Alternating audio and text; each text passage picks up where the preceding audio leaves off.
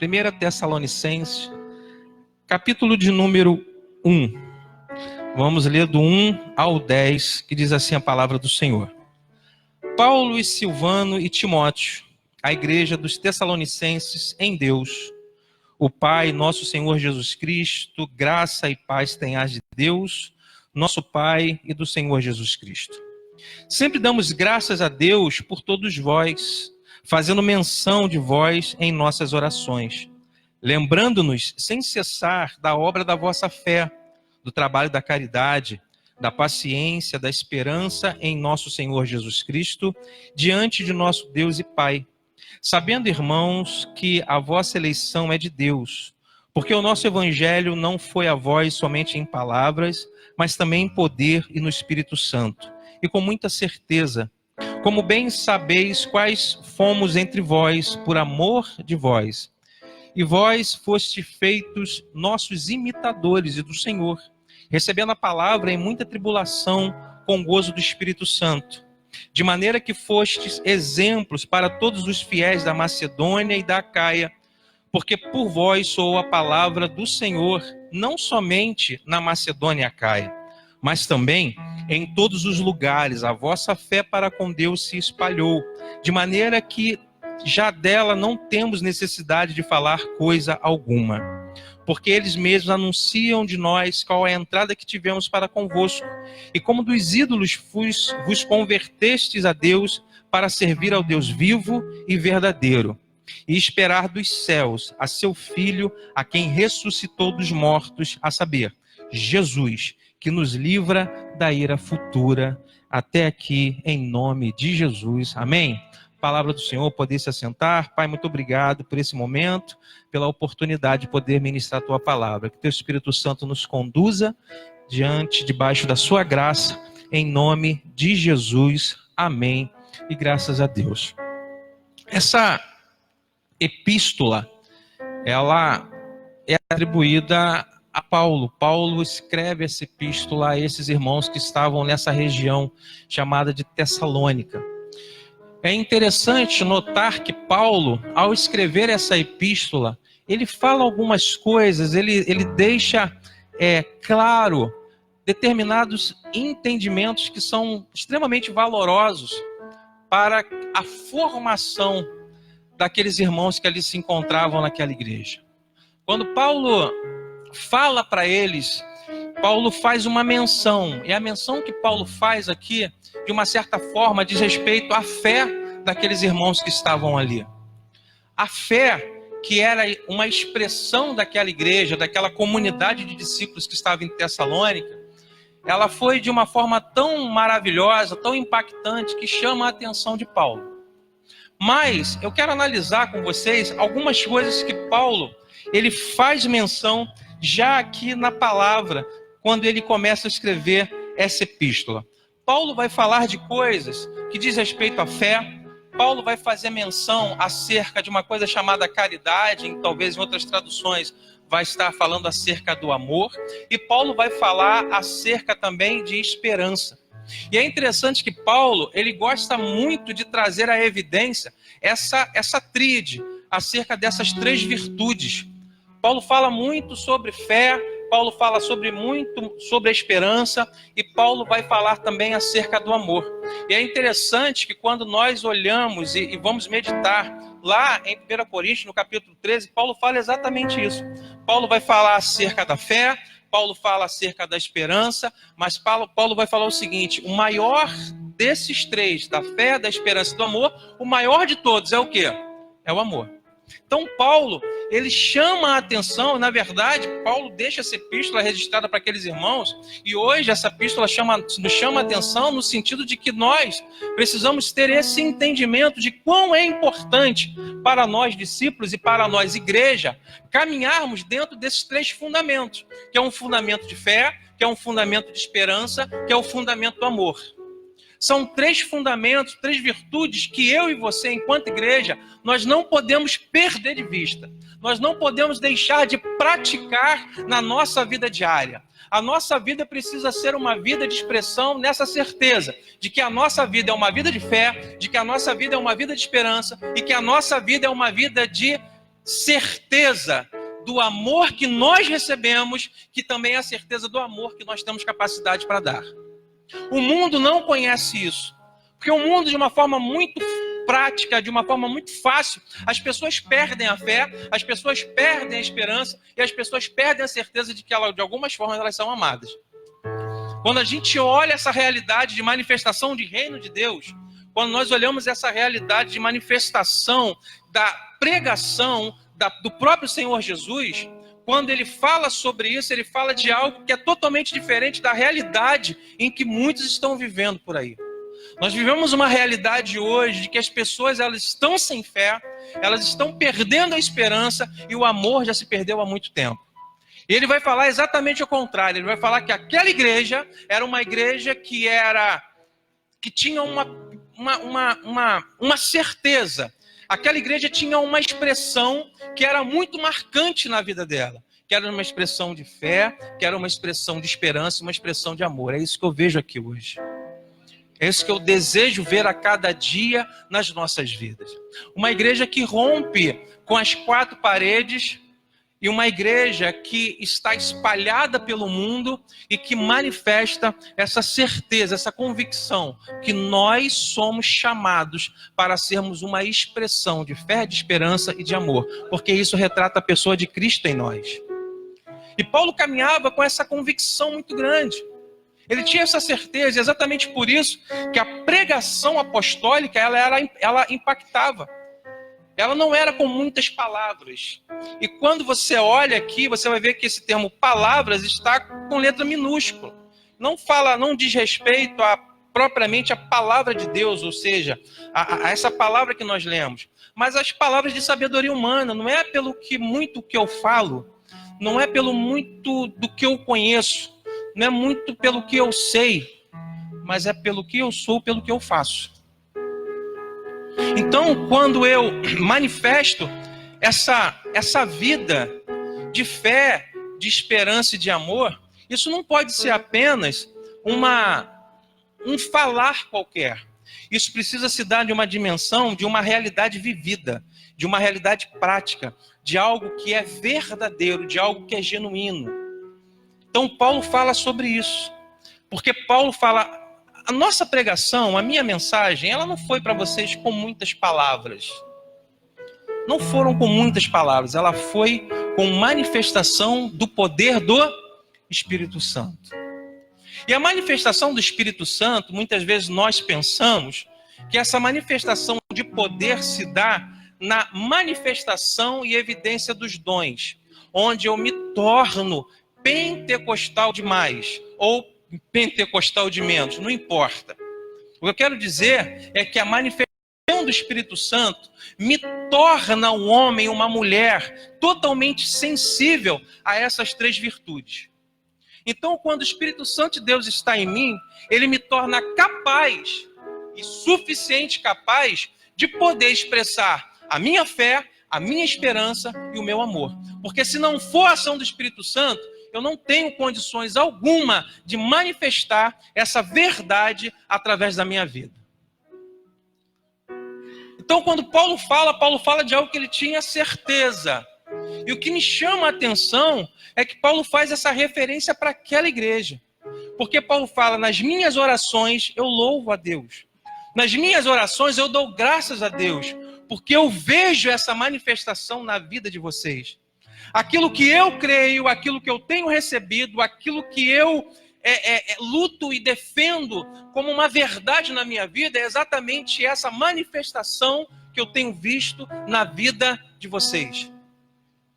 Você já imaginou quão duro seria para Paulo e como foi em tantas outras igrejas que ele teve que escrever uma carta, teve que escrever uma epístola para poder levar correção? Como foi para Corinto, como foi para a igreja de Éfeso, trazendo diversas instruções. Mas Paulo aqui ele faz algo totalmente, que nos desperta, que nos chama atenção. Paulo fala que ele, juntamente com 3 companheiros, nas suas orações, ele dá graças a Deus por aquela igreja. Lá nós temos falado muito de sermos, na nossa igreja, nossa denominação, nós temos falado muito, temos defendido acerca de nós nos tornarmos uma igreja relevante, né? Nós temos pregado esses 3 domingos uma série de mensagens nesses últimos domingos, que é falando sobre a igreja que eu vejo. E eu ministrei hoje essa característica da igreja que eu vejo. E quando nós pensamos nessa igreja relevante, né, ser relevante é ser uma igreja que causa um impacto na comunidade onde ela está. Se nós formos uma igreja, independente de denominação, eu estou falando você, igreja, amém? Se eu e você não formos uma igreja que cause impacto na comunidade onde nós estamos, não faz sentido a nossa vida em Cristo. Muitas vezes nós colocamos e atribuímos essa responsabilidade à igreja local, à igreja instituição em uma localidade. Muitas vezes nós atribuímos essa responsabilidade na vida do pastor ou na vida dos pastores. E nós esquecemos que somos todos igreja, amém? E como somos todos igreja, nós não estamos presos a 4 paredes. Então, quando eu falo de nós sermos uma igreja relevante, eu falo de você ser relevante lá na sua casa. Eu falo de você ser relevante lá para o seu vizinho. Eu falo de você ser relevante lá no seu local de trabalho, onde você trabalha. Eu falo de você ser relevante lá onde você estuda. Onde as pessoas vão olhar para você e vão ver em você a certeza e a convicção de alguém que caminha na fé, na esperança e no amor. E as pessoas vão ficar impactadas por isso e vão ver em você uma pessoa diferente e uma pessoa diferenciada. E isso é ser igreja. Quando eu consigo ser igreja fora daqui, eu consigo ser igreja aqui. E a igreja aqui, ela precisa se dar na falta que ela pode fazer na vida das pessoas que estão ao redor daqui. É como se a igreja falasse, nós vamos sair daqui, nós vamos para outro lugar. As pessoas que estão ao redor dessa comunidade falam, não, vocês não podem sair daqui. Por quê? Porque nós precisamos de vocês aqui. Porque vocês irão fazer falta nesse lugar. Vocês precisam estar aqui. Da mesma forma, é um amigo que vai desejar estar sempre ao seu lado. Falar, eu não posso perder a sua amizade. Por quê? Porque você faz algo diferente na minha vida. Você me traz algo que acrescenta na minha vida. Então, Paulo fala e chama a atenção dessa igreja. E Paulo dá glórias a Deus por isso. E em seguida, no versículo 4, Paulo vai falar algo também que gera neles uma certeza. Paulo fala, a vossa eleição é de Deus. Fala para alguém isso, a vossa eleição, a sua eleição é de Deus. Deus te elegeu, Deus te escolheu. Tenha certeza disso. Paulo fala isso com convicção. Paulo não fica pensando, será? Né? Será que eu sou escolhido de Deus? Se eu ficar nessa dúvida, eu não tenho... Se eu não tenho assim... Eu vou... Chamou você... Uma coisa para fazer em você... E isso através do propósito da sua vida.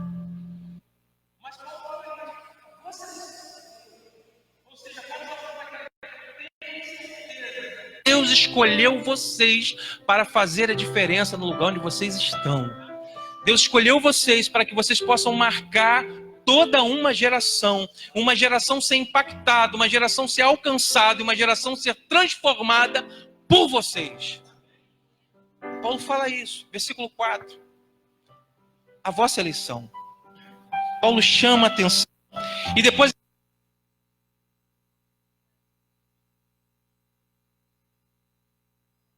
poder no Espírito Santo com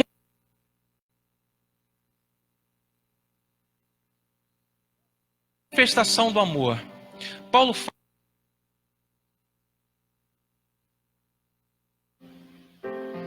aquela igreja tinha convicção naquilo que a palavra de Deus dizia para eles. E Paulo fala acerca dessa certeza, que a palavra não foi anunciada de qualquer forma. A palavra foi anunciada com certeza, com convicção. Você e eu, nós precisamos ter convicção da palavra de Deus agindo na nossa vida. A gente hoje vive uma pregação e a gente às vezes está na igreja, a gente ministra a palavra, as pessoas recebem a palavra, dão glória a Deus aqui dentro, dão aleluia aqui dentro, mas chega lá fora, no primeiro problema começa a duvidar. Na primeira dificuldade, começa a perguntar a Deus por quê? Por que eu estou passando por isso? Por que isso está acontecendo na minha vida? As pessoas se permitem ser levadas e conduzidas pelas circunstâncias. O que é pior, existem crentes que têm medo de orar. Ficam com vergonha de orar. Não oram, não buscam a Deus. Pensam que não possuem capacidade para tal. Isso é uma mentira do diabo. Porque nós somos capacitados pela pessoa do Espírito Santo de Deus. É Ele que nos capacita, Ele que nos dá condições de poder fazer a obra, porque a gente sozinho a gente não consegue fazer nada. Mas Paulo fala sobre isso. Eu tenho certeza daquilo que foi anunciado. Eu tenho certeza daquilo que foi pregado. Eu sei que essa palavra foi liberada sobre a vida de vocês. E essa palavra ela tem poder para transformar vocês de uma forma profunda da forma que ela está fazendo, da forma que ela está agindo. E não foi apenas isso, foi na manifestação de poder. E a gente pensa, nossa, imagina o movimento que teve naquele lugar quando Paulo pregou. Não, porque o Espírito Santo é Ele que convence o homem, a mulher dos seus pecados, das suas falhas. Então, quando Paulo fala que a palavra foi liberada no poder, é porque houve convencimento que aquelas pessoas que receberam estavam debaixo de um erro, debaixo de uma mentira, debaixo de um jugo, de uma escravidão maldita, e que a palavra liberada na unção do Espírito Santo foi suficientemente capaz de libertar, tirar aquelas pessoas daquelas cadeias e manifestar o amor de Deus na vida deles. Quantas pessoas nós conhecemos que estão vivendo esse cárcere, espiritualmente presas, enganadas, iludidas? Quantas famílias destruídas? Por quantas pessoas você já anunciou a palavra e elas não abriram o coração? Elas perceberam que aquilo para elas não era um momento. Não quero. Pensaram que não teria solução. Mas para quantas pessoas? Faça reflexão. Você já teve a oportunidade de pregar a palavra, já pregou a palavra. Quantas vezes, durante anos, a palavra tem sido pregada? As pessoas entram nesse lugar, recebem a palavra, mas saem daqui carregando da mesma forma, com o coração do mesmo jeito que entrou, sem receber, sem ter qualquer tipo de transformação. Foi porque é culpa da palavra? Não. Culpa do agir de Deus? Não. Porque o coração não se abriu para isso. E quem tem capacidade para isso é o Espírito Santo de Deus. Então Paulo fala, a palavra não foi de sabedoria, não foi de conhecimento. Eu não falei das coisas que eu conheço, porque a palavra diz que Paulo foi criado aos pés de Gamaliel, um doutor da lei, um mestre da lei. Meu Deus, quanto conhecimento Paulo com certeza tinha para ser o homem que foi. Mas ele fala, nossa pregação não foi dessa forma não. Foi na manifestação do poder do Espírito Santo de Deus. Ele que convence todas as coisas. E ele vai seguir. E ele segue no versículo 6 e fala, vocês foram feitos imitadores, nossos imitadores e do Senhor, recebendo a palavra em muita tribulação, com gozo do Espírito Santo. E aqui que eu vou abrir um parênteses para a gente depois irmos lá e entender o pano de fundo dessa história. Por que dessa carta que Paulo está escrevendo isso aos Tessalonicenses? Paulo está falando que aqueles irmãos, presta atenção nisso, isso é poderoso demais. O apóstolo fala que eles foram lá e ele pregou a palavra. E aquela igreja, eles receberam a palavra. E diz que eles receberam a palavra em muita tribulação. Olha só, não foi a coisa, não foi fácil, não foi simples. A palavra que foi recebida foi em muita tribulação. Não é isso que está aí na Bíblia? Em muita tribulação. Tribulação, naquele contexto, não é dificuldade. Não é isso. Tribulação não são problemas. Nós temos o hábito de pregar e falar assim, não está passando por tribulação, ou seja, está passando por algum problema, não é isso? Não. Tribulação no contexto bíblico diz respeito à perseguição. Aqueles irmãos, eles receberam a palavra em meio a muita perseguição. Foi problema.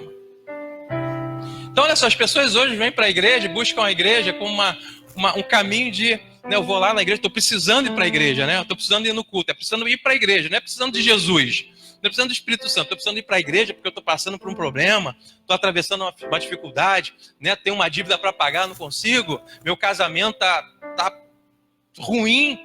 Bom, glória a Deus, vem para a igreja, esse é o melhor lugar. Amém? É o melhor lugar. Mas aquele contexto lá, não é esse. O contexto que nós vamos ler são pessoas que estavam sofrendo perseguições. Então, olha só, alguém está sofrendo perseguição? Nós sofremos perseguições? Dentro de um contexto bíblico? Não. Não. Nós temos hoje total liberdade para pregar a palavra, não temos? Nós reunimos aqui, a porta está aberta, a gente está aqui. Mas eles não. Eles receberam a palavra em muita tribulação. E o que iria sustentá-los em meio à tribulação seria a fé, a esperança e o amor. É isso que iria mantê-los. Foi isso que os manteve firmes na certeza de que a palavra que eles receberam, ela era poderosa para transformar a vida deles. A palavra tem poder para transformar a sua vida. Tudo que nós precisamos é da palavra de Deus e da ação do Espírito Santo de Deus em nós. E aí Paulo vai falar que em razão disso, em razão daquilo que eles receberam, daquilo que eles permaneceram, Paulo fala, vocês, igreja de Tessalônica, discípulos, vocês foram feitos nossos imitadores e do Senhor. Por quê? Porque os apóstolos passaram e sofreram muitas perseguições. Que dirá a pessoa do Senhor Jesus?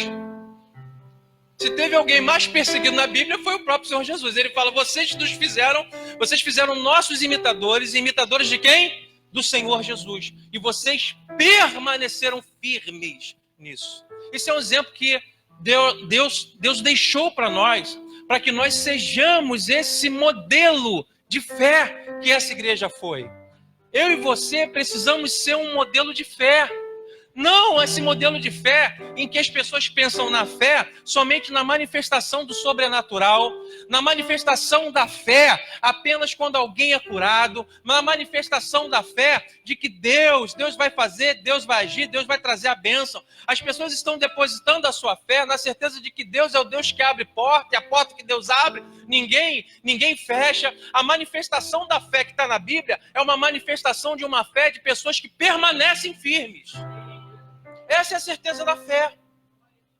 De pessoas que permanecem. Não importa a perseguição, não importa a tribulação. Não importa, e agora sim, não importa o seu problema. Não importa a sua dificuldade. Não importa o que está acontecendo. O que importa é a manifestação da sua fé. E de uma fé que permanece firme na certeza da manifestação da palavra de Deus e do agir do Espírito Santo na sua vida.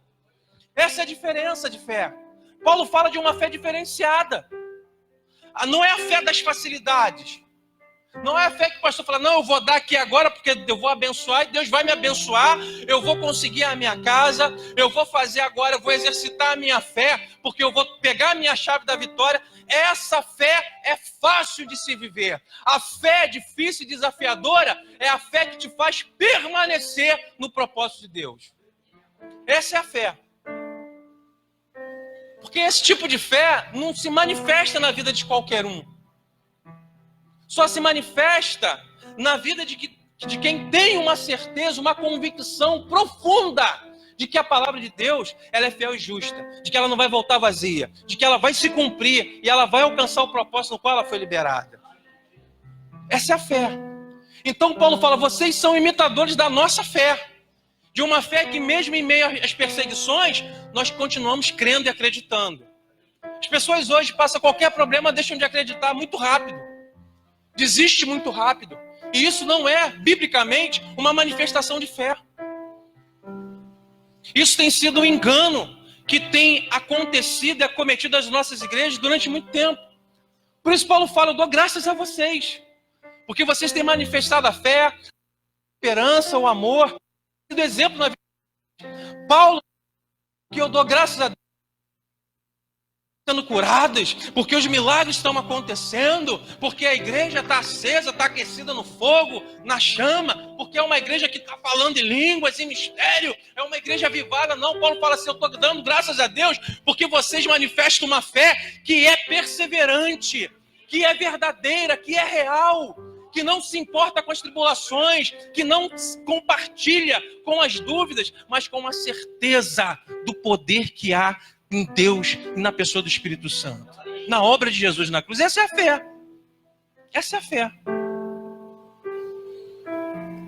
É uma fé que precisa ser vivida dia após dia, diariamente. Não é a fé que te leva para a campanha, mas é a fé que te desafia a ser uma pessoa melhor a cada dia. Essa é a fé. E Paulo fala sobre isso. E por que Paulo fala sobre isso? Porque vai lá comigo em Atos 17. Por que Paulo fala sobre essa fé?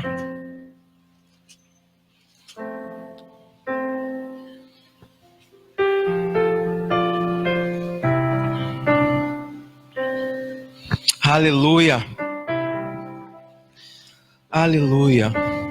Atos 17. Olha só o que diz a palavra. E passando por Anfípolis e Apolônia, chegaram aonde? Chegaram aonde? Em Tessalônica. Paulo escreveu a epístola que nós lemos para quem? Para a igreja que estava em... Só para esses irmãos. Onde havia uma sinagoga dos judeus. E Paulo, como tinha por costume, foi ter com eles. Por 3 sábados, disputou com eles sobre as Escrituras, expondo e demonstrando que convinha que o Cristo padecesse e ressuscitasse dos mortos. E este Jesus, que vos anuncio, dizia ele, é o Cristo. E alguns deles creram, ajuntaram-se com Paulo e Silas, e também uma grande multidão de gregos religiosos, e não poucas mulheres principais. Mas os judeus desobedientes, movidos de inveja, tomaram consigo alguns homens perversos, entre os vadios, e ajuntando o povo, alvoroçaram a cidade, assaltando a casa de Jasson, procuravam tirá-los para junto do povo. E não os achando, trouxeram Jasson e alguns irmãos à presença dos magistrados da cidade, clamando: este tem alvoroçado o mundo, chegar até aqui, os quais Jasson recolheu. Todos estes procederam contra os decretos de César, dizendo que há outro rei, Jesus. E alvoroçaram a multidão e os principais da cidade, que ouviram essas coisas. Aquela epístola que Paulo escreveu para aquela igreja retrata exatamente esse momento que nós lemos em Atos 17. Porque Paulo está falando que aqueles irmãos, eles receberam a palavra depois de sofrer uma grande perseguição. Atos 17, nós acabamos de ler, diz que Paulo, depois dele ter cruzado toda uma região, ele chega em Tessalônica. E Paulo não ficava de bobeira, amém? Catuca alguém e fala, não fique de bobeira. Não fique de bobeira, cara. A palavra diz que Paulo ia todo sábado disputar. Olha só, que programa bom. Programa bom, pastor Carlos. De Paulo. Vai para onde esse sábado? Vou na sinagoga dos judeus disputar com eles as escrituras. Só isso. A gente quer ir para onde? No sábado. Esse sábado agora o irmão me chamou para ir para um sítio dele em agora. Eu falei, irmão, esse sábado eu quero ficar em casa. Não quero ir para lugar nenhum, porque eu já não aguento mais ficar sábado fora de casa. Eu quero descansar. Quero ficar em casa, quero dormir até tarde, né? Quantas atividades nós estamos tendo lá na igreja, eu quero ficar em casa. Mas a atividade de Paulo era o seguinte, eu vou lá na sinagoga. É só isso.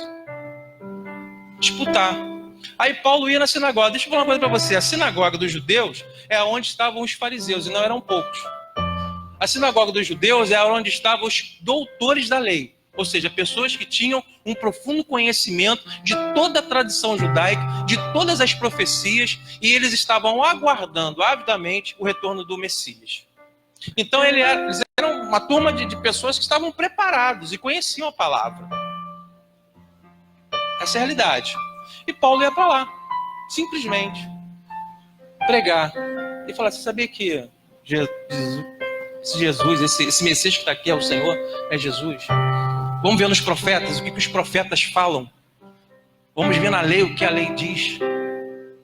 E a palavra fala que depois disso, dessa disputa durante 3 sábados seguidos, a palavra diz que muitos gregos religiosos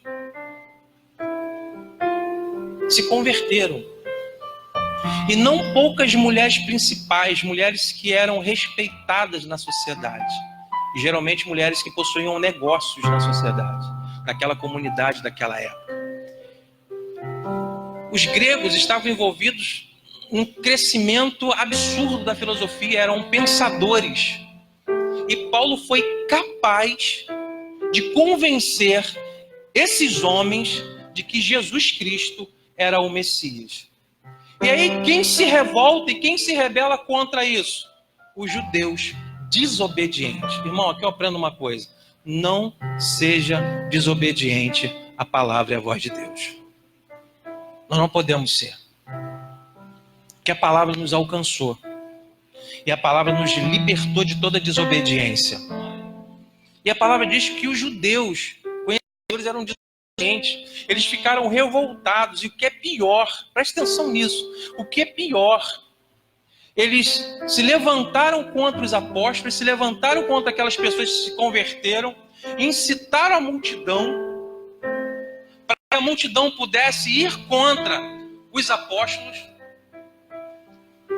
A multidão se reúne, a palavra fala que fica em toda a cidade, eles convencem os magistrados, pessoas respeitadas, que poderiam ter poder para mandar prender quem quer que fosse, e eles vão para a casa de um irmão grego que se converteu, chamado Jasson. E chegam lá, prendem Jasson, pegam Jasson, levam Jasson para fora. Porque Jasson foi um grego que recebeu a palavra e recebeu a pessoa de Jesus Cristo na sua vida. Eles pegam Jasson e levam para fora e falam: cadê aqueles homens que estão aqui pregando esse tal de Jesus? E o que é pior, os judeus falam: eles estão pregando outro rei. Olha só. Os judeus falam: eles estão pregando outro rei, que não é César.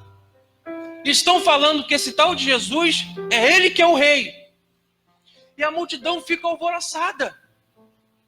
Você pode ter certeza que naquele momento se levantou uma grande perseguição contra todas aquelas pessoas, aqueles irmãos que receberam a palavra. Isso é tribulação. Isso é perseguição. Porque eles estavam sendo perseguidos em razão da fé que eles passaram a manifestar, na certeza de que Jesus Cristo de Nazaré era o Cristo, o enviado de Deus, o Messias, aquele que veio para libertar o mundo de toda escravidão. É nesse contexto que Paulo fala. Então a gente não vê aqui um contexto de manifestação de poder, pastores. De manifestação, nossa, como foi hoje, como o culto foi avivado, como as coisas, como Deus agiu em nosso meio, como aconteceu milagres hoje, como as pessoas foram tremendamente abençoadas. Não! A gente vê a palavra de Deus sendo pregada e as pessoas recebendo a palavra e imediatamente sofrendo perseguição e passando por tribulação. Então, quando Paulo escreve aquela epístola e Paulo fala: eu dou graças a Deus por vocês, porque no momento da prova, no momento do desafio, no momento da tribulação, no momento da perseguição, vocês permaneceram firmes na certeza daquilo que Jesus fez por vocês. Essa é a fé. Essa precisa ser a minha fé. A certeza daquilo que Jesus fez por mim. A certeza daquilo que Ele está fazendo por mim. E a certeza daquilo que Ele vai continuar a fazer por mim. E Jesus não está fazendo qualquer coisa na minha vida. Jesus não está fazendo qualquer coisa na sua vida. Ele não fez qualquer coisa por você. Jesus morreu em uma cruz por mim e por você. E a minha fé precisa estar pautada nessa verdade. Ele morreu por mim. E através da sua cruz, através do seu sacrifício, eu fui resgatado de todo o engano do mal, de toda mentira, de toda vergonha. E eu fui transportado para um reino maravilhoso do amor de Deus. Então Paulo fala sobre isso, dessa fé, dessa certeza, dessa convicção que agora eles estavam vivendo, de que em um determinado momento a pessoa do Senhor Jesus, ele ia retornar, ele vai voltar. E quando Jesus retornar, ele vai querer retornar para uma igreja que é você. Ele vai retornar para uma igreja que é você. Eu vou falar de novo, ele vai retornar para uma igreja que é você. Ele vai olhar para você e precisa ver em você uma igreja que permaneceu. Uma igreja que expressa a sua fé e convicção nele, naquilo que ele ensinou. Essa é a igreja. Porque Jesus não vai voltar, e quando ele voltar, ele não vai levar esse prédio. Ele não vai levar o prédio onde está a igreja vitoriosa. Ele vai levar cada um de nós. E o que ele quer ver são pessoas cheias de fé, de certeza, de convicção, permanecendo, perseverando na presença dele. Não importa. Não importa o que você está atravessando hoje. Não importa no sentido de não ser importante.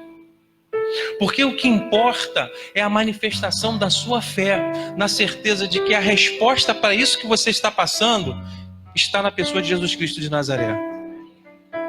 Aquilo que eu estou passando, aquilo que eu preciso, a resposta e a solução está na pessoa de Jesus Cristo de Nazaré.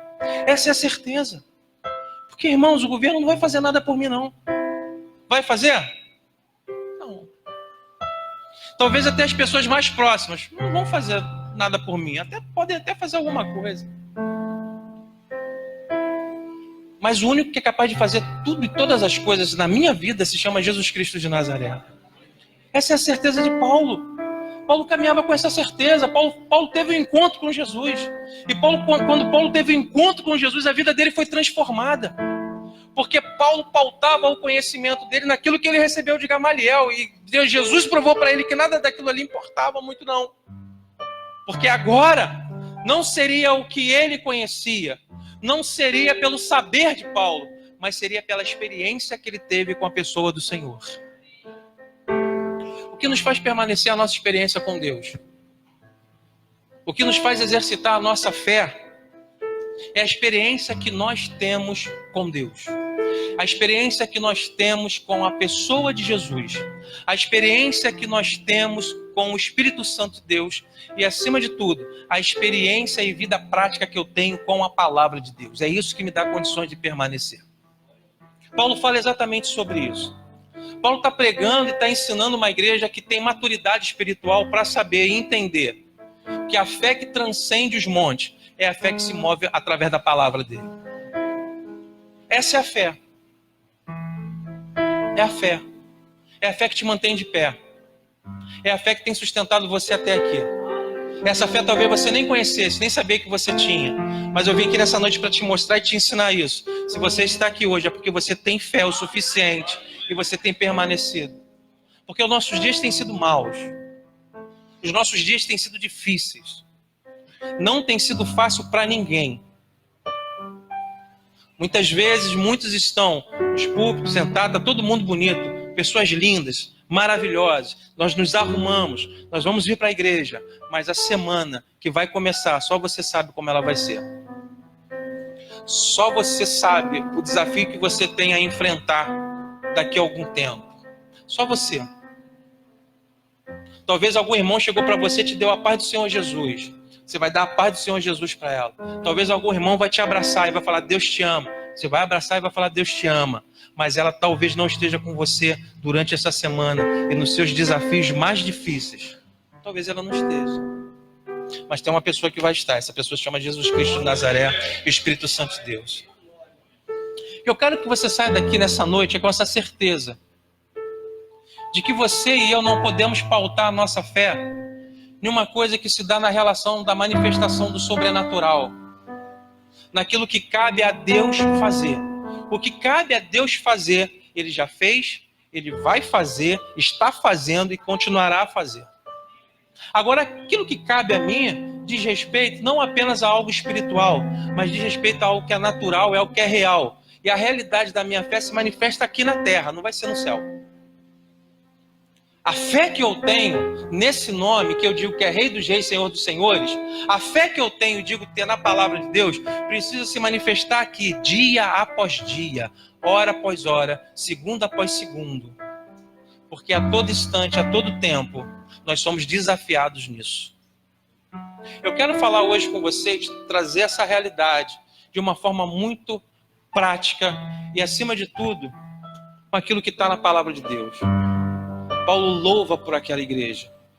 Paulo dá graças a Deus por aquela igreja. E nós, pastores, nas nossas orações, nós queremos dar graças a Deus por essa igreja. Nós queremos louvar ao Senhor por essa igreja. Uma igreja que tem permanecido, uma igreja que tem perseverado, uma igreja que tem acreditado, uma igreja que tem avançado, uma igreja que tem entendido que o plano e propósito de Deus, ele não será frustrado, nem pelo diabo, nem pelas circunstâncias que pode estar diante da nossa vida. Porque nós precisamos e gostamos e desejamos louvar a Deus por essa igreja, que manifesta a fé como essa igreja manifestou, através das obras. Por isso que a fé sem obras, ela não tem sentido algum, ela é morta. E a fé que se manifesta através das obras é uma fé prática. É uma fé que você manifesta dia após dia. Paulo não está falando de uma fé que vem fruto de um sobrenatural, mas de uma fé que você talvez já tenha exercitado na sua casa. A fé que tem levado você a orar pelo seu filho, a fé que tem levado você a orar pelo seu marido, pela sua esposa, a fé que tem levado você a orar por alguém que você ama muito e que você quer ver o melhor dela. E talvez ela não tenha entendido isso, mas não importa. O que importa é que você vai continuar acreditando, exercitando a sua fé, na certeza de que em algum momento ela vai ser tocada e vai abrir o coração e Jesus vai entrar e vai fazer morada na vida dela. É isso que o apóstolo fala. É disso que ele ensina para nós. É isso que a Bíblia nos deixa como um legado de manifestação de fé. Eu quero ser muito prático, muito objetivo nisso. Porque se existe algo que precisa ser renovado dia após dia, é a nossa fé. E é essa fé aqui que eu estou falando para vocês hoje. A fé que te posiciona. A fé que te mantém posicionado. É isso que Paulo fala, que eles se tornaram exemplos, imitadores dos apóstolos e de Jesus. E aí, leia comigo isso. 1 Tessalonicenses 1:6. E vós fostes feitos nossos imitadores e do Senhor, recebendo a palavra em muita tribulação. Lembra lá em Atos 17. Com gozo no Espírito, com alegria no Espírito Santo, com prazer, com satisfação. E aí Paulo vai falar, de maneira que vocês foram feitos exemplo para todos os fiéis da Macedônia e da Acaia. Porque por vocês soou, ecoou, reverberou a palavra do Senhor. Não somente na Macedônia e Acaia, mas também em todos os lugares. Olha o que Paulo fala. A vossa fé para com Deus se espalhou. A convicção, a certeza, a permanência, o posicionamento daqueles irmãos fez com que aquela fé ela fosse demonstrada e evidenciada a ponto daquelas pessoas o quê? Serem reconhecidos por aquela fé que o posicionou. Talvez hoje você precise de receber esse fortalecimento nessa fé. Para permanecer o quê? Posicionado. Para que a sua fé possa se espalhar.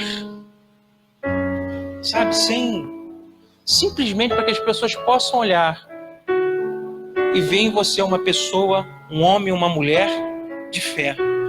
De fé. Olha o Pastor Robson, eu sei que pastor, ele é um homem de fé. Nós convivemos pouco, nos conhecemos há pouco tempo, mas eu olho e sei que ele é um homem de fé. O seu caso é a mesma coisa. Nos conhecemos há pouco tempo, mas eu quando falo assim, são pessoas de fé. São pessoas que têm permanecido, são homens que têm perseverado. Quero deixar essa palavra para você nessa noite. A fé está em você. Você recebe isso? A fé está em você. A fé está em você. Não fique esperando para o sobrenatural. Deus. Não, a fé está em você. E essa fé, é ela que te faz permanecer firme, posicionado nos planos e propósitos de Deus. Por isso que você está aqui.